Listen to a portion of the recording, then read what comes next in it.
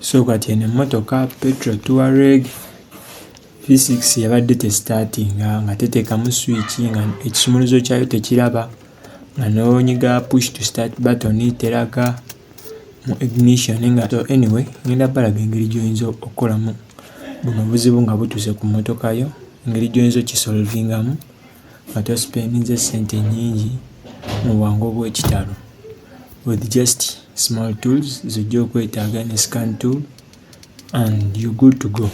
So since emmotoka yabadde teteekamu switch nga terina power nga terina kyeraga mu instrument cluster, first of all nabadde nnafuna power feed, nafunye jumper wire ne hookinga on battery positive to get the battery feed, and then I powered fuse number 26. It's a 10 amp fuse which is red. So when you powering the ignition system, so automatically ebegenda funa omuliro ekisaawa kigendeko, buli kimu kigendeko. So it's temporary. After that nataddeko scan tool ne scanning emmotoka,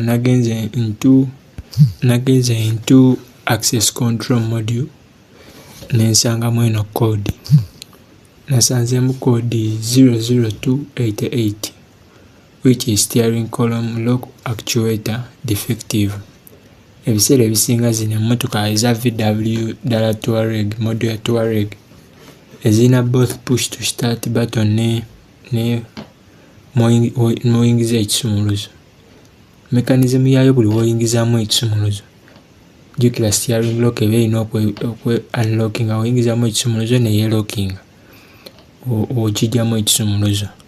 So in that process okiyingizaamu ennyo egetinga stuck nebeera nga tekyasobola kweggulira. So since steering lock weba tekyasobola kweggulira, eyo yeba erina ka switch akapowaringa on the ignition system, so emmotoka eba erina okublackinga out.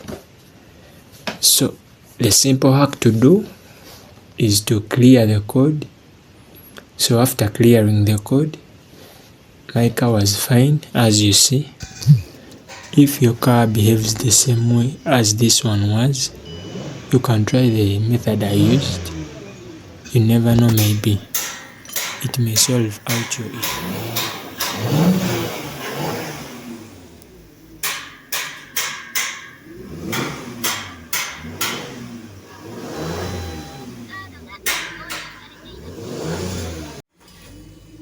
Racing